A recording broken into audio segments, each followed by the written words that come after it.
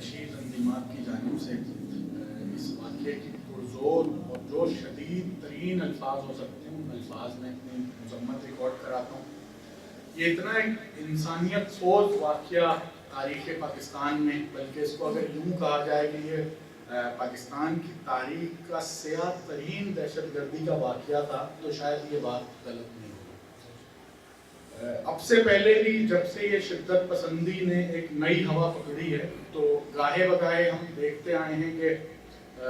مختلف عنوان سے دہشت گرد اپنے مذموم مقاصد کی تکمیل کے لیے مختلف مکاتب فکر کو نشانہ بناتے رہے ہیں، قومی حساس اداروں کو نشانہ بناتے رہے ہیں۔ مگر یہ جو ایک واقعہ تھا، اس میں دو باتیں میں سمجھتا ہوں کہ منفرد تھی۔ ایک تو یہ کہ جہاں پہ شدت پسندی، دہشت گردی اور ایک غیر انسانی کام کی حد کی گئی تھی، جو کہ بے شک آج سے پہلے ایسا کبھی نہیں دیکھا گیا، اسی طرح اللہ تعالیٰ نے اس واقعے کی توسط سے ایک سلسلہ رکھا ہے جو کہ بہت سمجھنے کی بات ہے، اور میں سمجھتا ہوں کہ آئندہ یہ جو سلسلہ ہے یہ بہت کارگر ثابت ہونے والا ہے خود پاکستان کی سیاسی اور سماجی احوال کے اندر۔ وہ یہ تھا کہ جتنی بڑی یکجہتی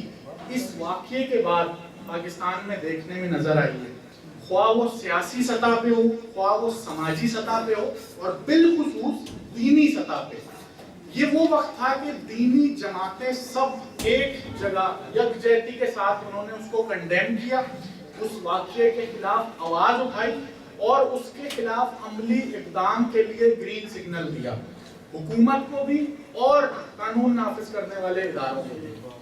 میرا تعلق کیونکہ صحافت سے، اس لیے ایک دو باتیں جو یونان کے حوالے سے بتانی بہت ضروری ہیں۔ یونان کیونکہ عالمی منظر نامے کے اوپر ایک غیر معروف ملک ہے، یا اگر یوں کہا جائے کہ پاکستان اور یونان کے جو روابط ہیں وہ اس نوعیت کے نہیں ہیں کہ ہمارے میڈیا میں یونان کا بہت زیادہ ذکر یا چرچا سننے میں ملتا ہو، مگر یہ وہ واقعہ تھا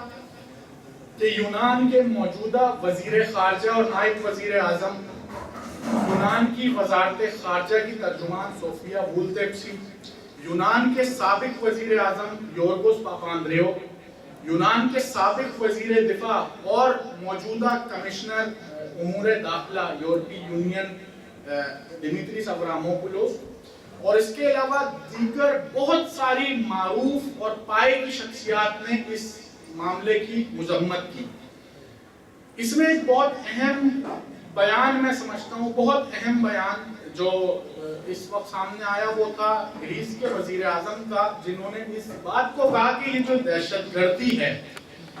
اس نے ہمارے مستقبل پہ، بنیادی طور پہ پاکستان کے مستقبل پہ حملہ کیا، کیونکہ کسی بھی ملک کے جو نونہال ہیں، وہ جو ننھی کلیاں ہیں، وہ اس مستقبل کی معمار ہوتی ہیں۔